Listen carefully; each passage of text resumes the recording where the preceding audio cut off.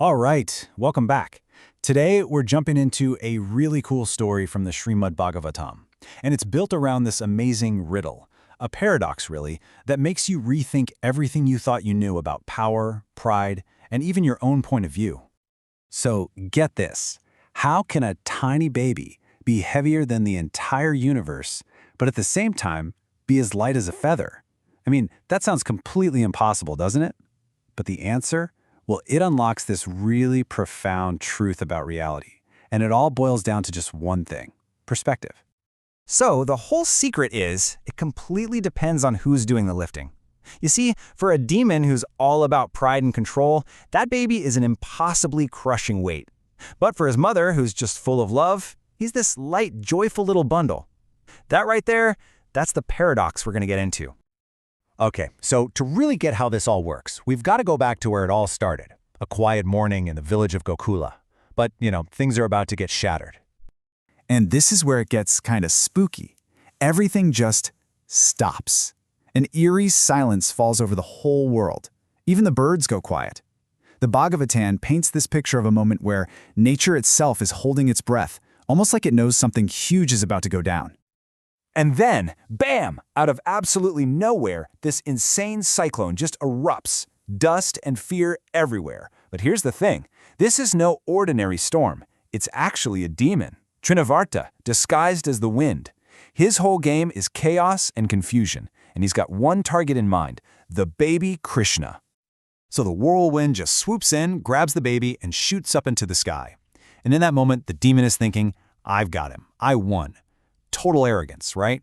He just sees a helpless little kid, an easy target. This is ego at its absolute peak, thinking you can just contain the divine.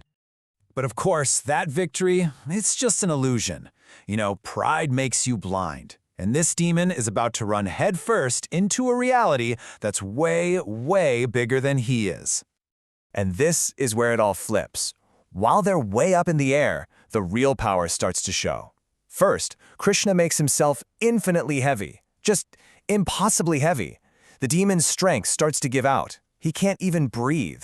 And his arrogance, it just crumbles under this weight of truth. And then he just comes crashing down. See, he wasn't beaten by some magic weapon. He literally collapsed under a reality he just couldn't handle. And just like that, the second the demon's ego is shattered, the storm is gone. Poof, vanished. It's an amazing detail because it tells us the storm wasn't really an external thing. It was the demon's own chaotic nature made real. And once that's gone, so is the chaos. The illusion is over. So you might be wondering, why a whirlwind? Why that specific form? Well, the story actually gives us this incredible backstory, an epilogue that ties it all together and makes it so much deeper.